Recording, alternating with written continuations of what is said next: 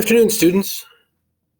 So today we're going to be trying something a little bit different. We're going to be doing this online video lecture. Hopefully it goes well. Be interested to hear your feedback on how well this works. Let's get right into it. Do remember that this is a required lecture, and there will be a quiz based off of the content of today's class on Wednesday.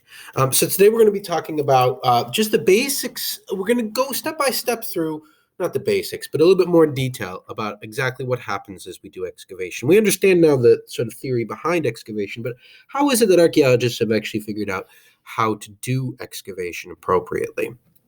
So we're going to do this step by step. The first step is, of course, to try and figure out where to dig. Where should excavation occur? Determining potential sites is sort of a balance between art and science, and there's a number of different ways to do it. There's a lot of different things that might mark a potential site as a place for a future archaeological dig. One of them is that oftentimes local people, especially local farmers, folks who hunt, who spend a lot of time outside, will know of places where there are artifacts to be found. So asking people, where do you find arrowheads? That's a very traditional way of looking for a potential site. And it can still be a useful one. Another one is to check for historical records that note the presence of a site. So, to look and say, is there a record stating that previously there was something here? For example, there's a place down near Binghamton named Castle Creek. Castle Creek is actually named after a fortress built by the Haudenosaunee, the Native American group who controlled that valley. And it refers to a fortress on a hill, the castle, and then the creek below the castle. That historical record could help us find that original fortification. And then we have aerial photography, and nowadays even satellite photography, which reveals the outline. We can look through images from the air or from space and try and find outlines of sites that maybe aren't visible from the ground. So, you can see here is a picture of aerial photography. So on the left, this is what we call a crop mark in France. So you can see where that dark lines in there, actually, if you were to be on the ground, that would just be a field. You wouldn't notice that there was anything different if you were walking around. But from the air, you can see that there used to be a probably medieval moated homestead on that site, and associated gardens and walkways around that garden.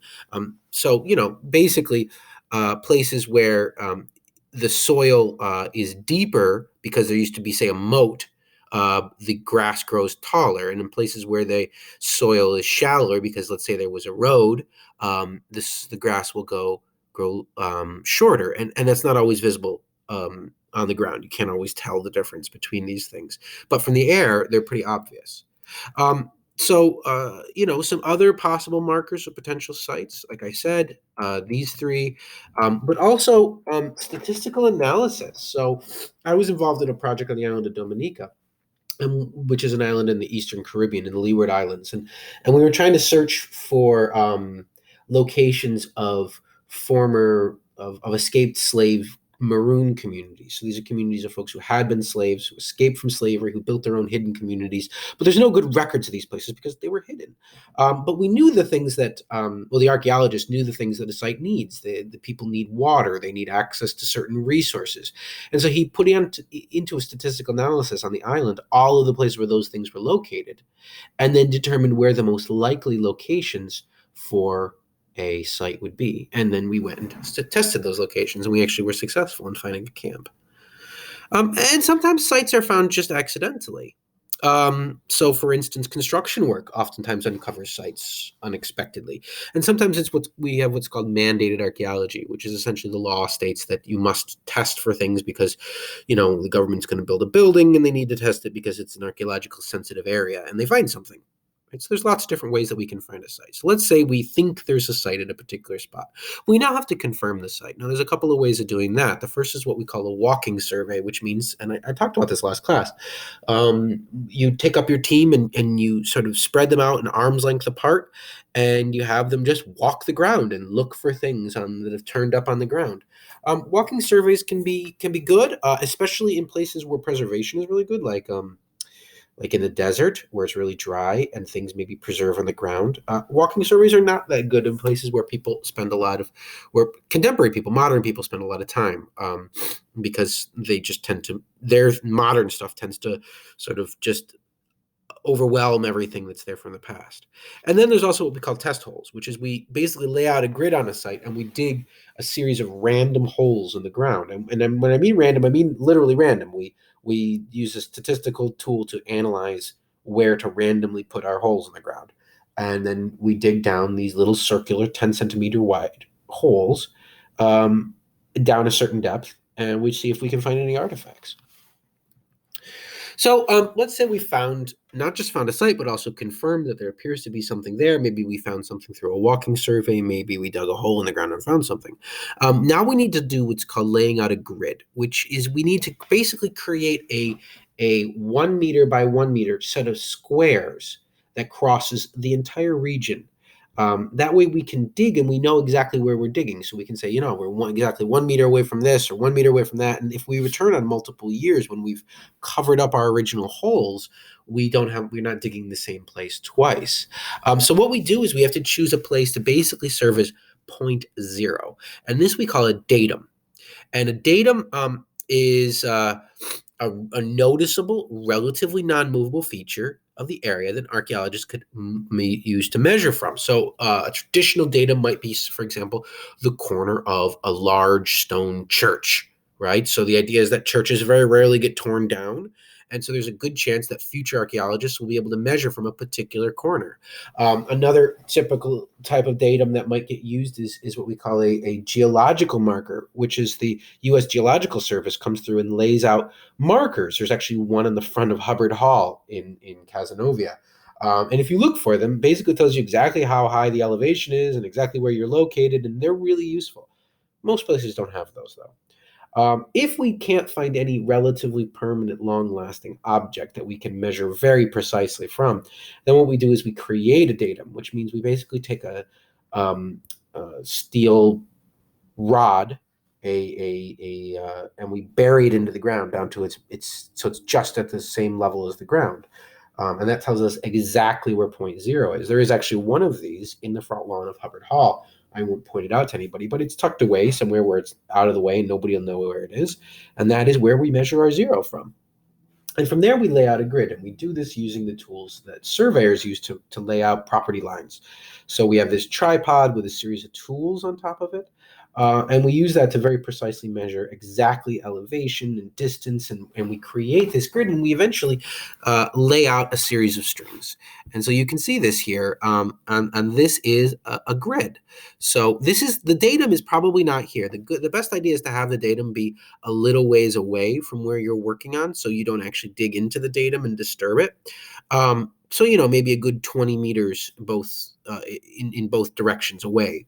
And then we measure out to this point, and then we begin to sink down our.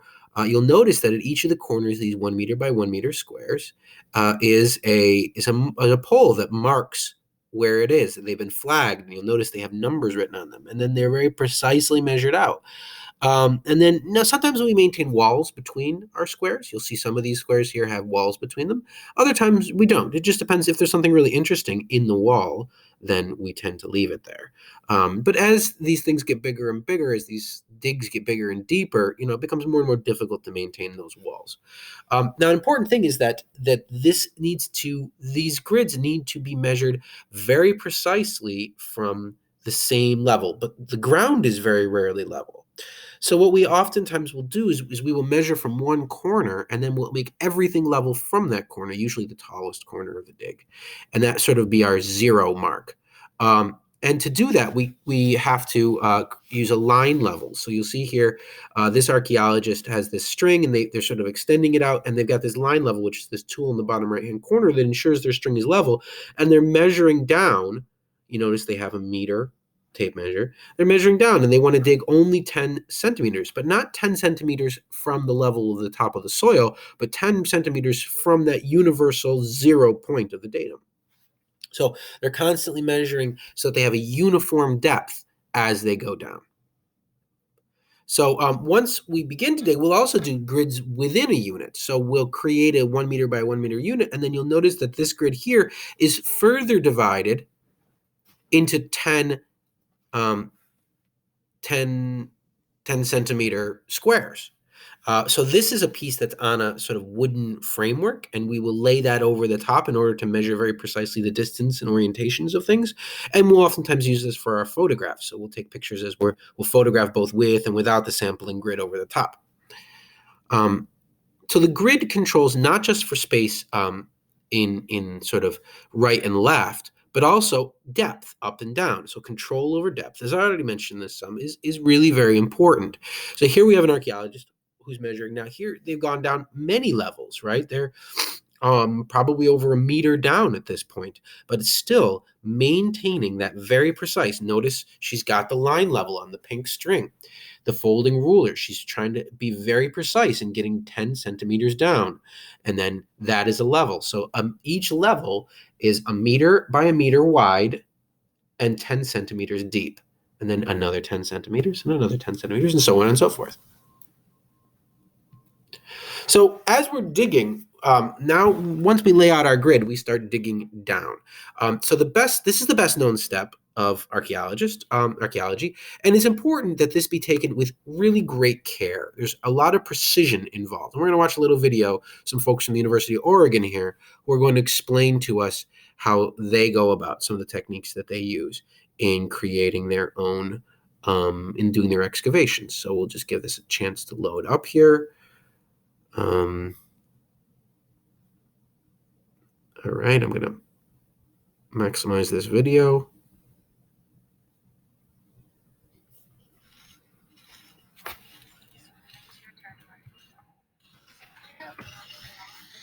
To demonstrate how we actually excavate here at the site. I've got my trowel, I've got a dustpan, and I put it on edge, and I'm just going to very gently scrape the dirt into the dustpan.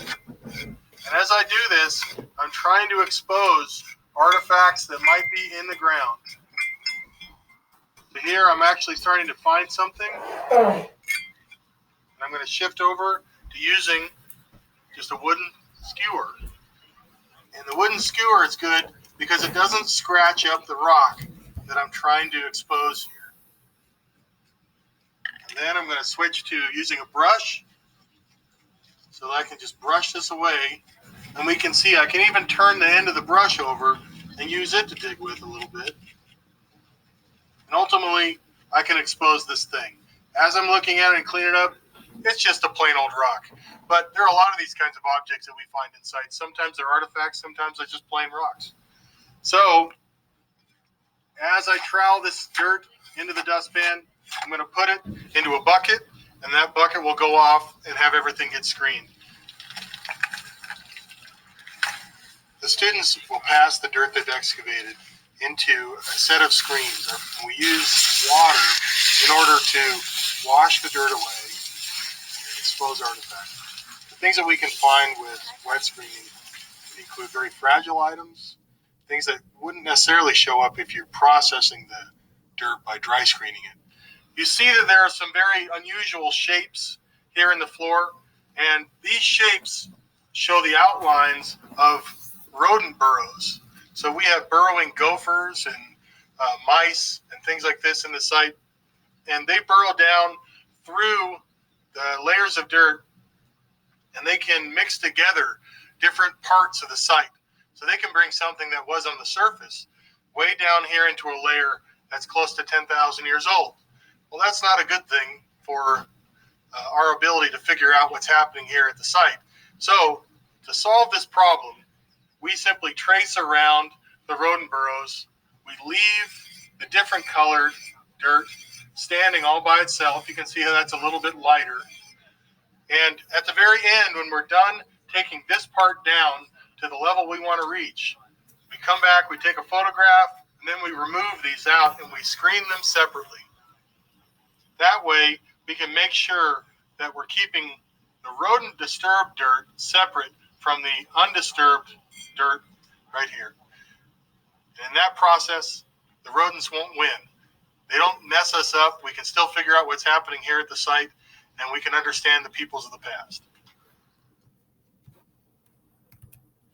So you'll notice that was a little bit of taphonomy there, a lesson from last class. How do we determine, what processes have occurred after the fact of original cultural processes, right? So the natural processes of the animals digging their way down in.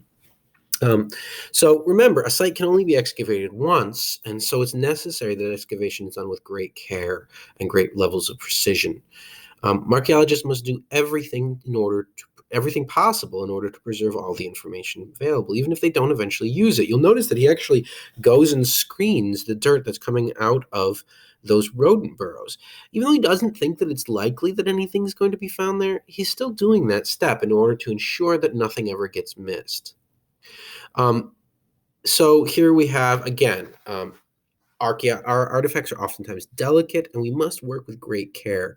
You'll see these archaeologists, like those folks we just saw from University of Oregon. These are folks at Mount Vernon sites down in Virginia, and they are working very carefully with brushes, trowels, dustpans, and those wooden skewers, though I don't think we see any in this particular image.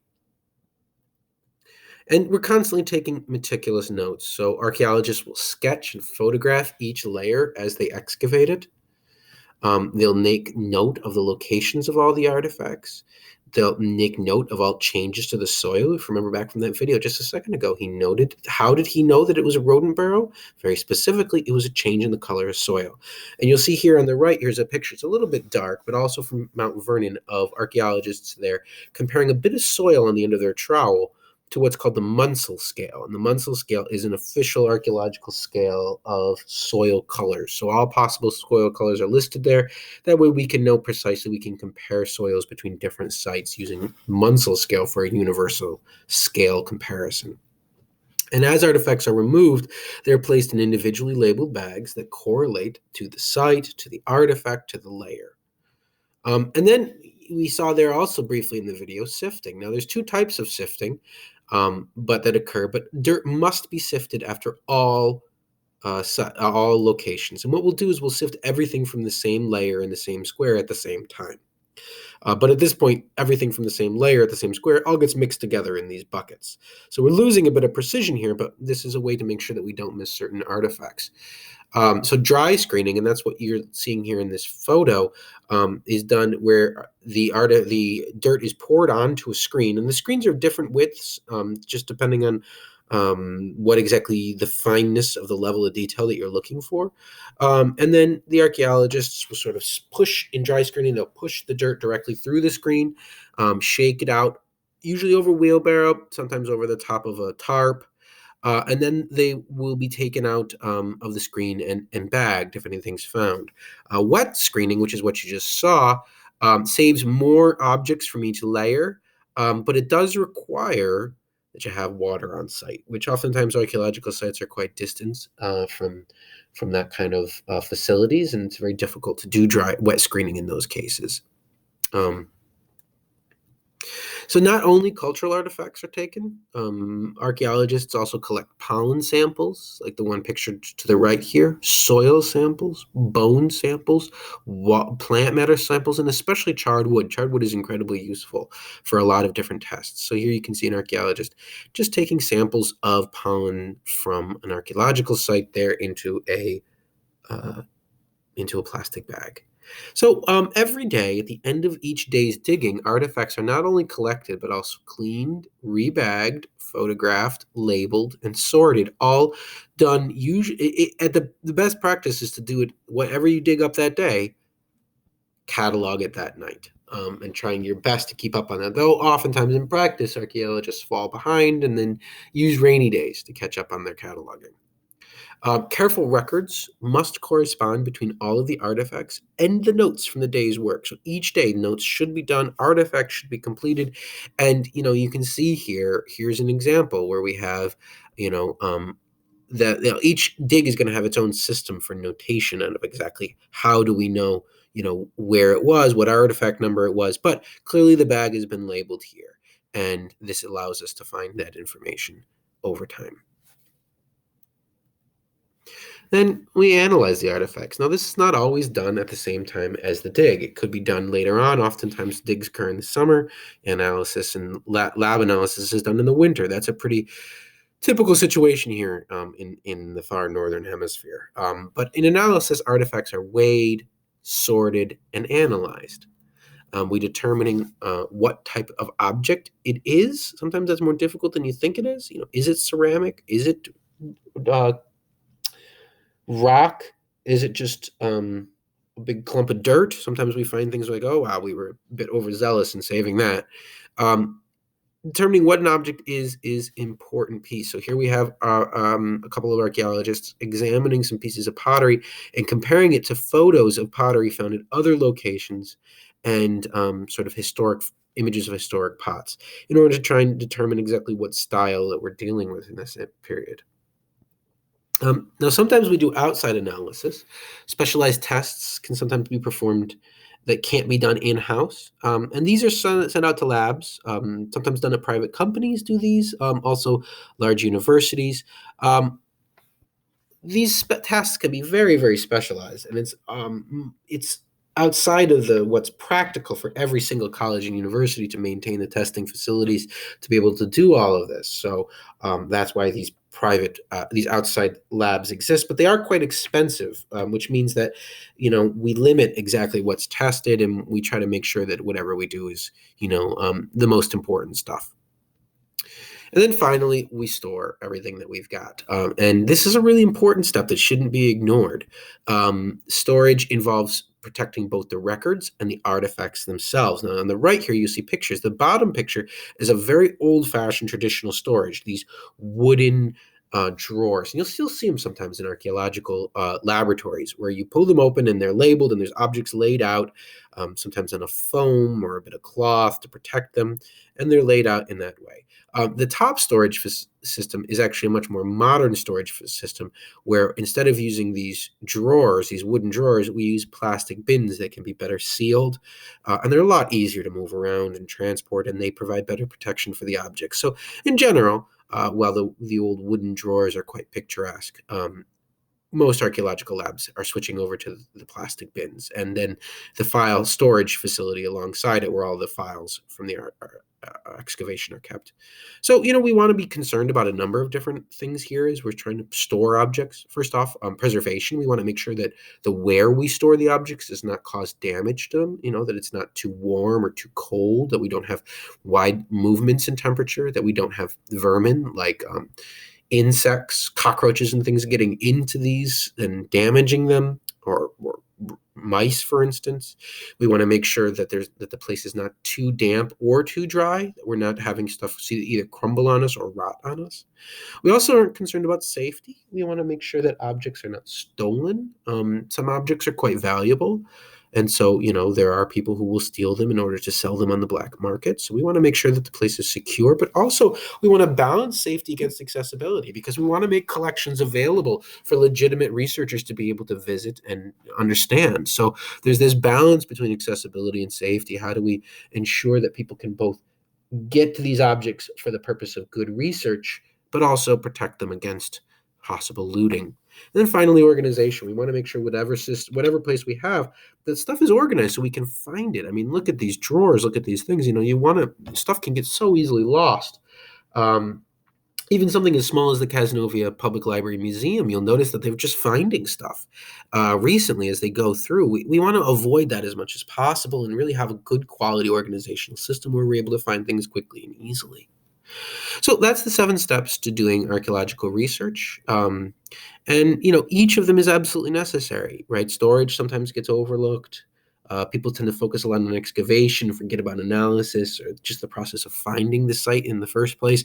But if we manage to do every single one of these steps well, then we can begin to create good analysis, good middle range theory, and then good interpretation in the end.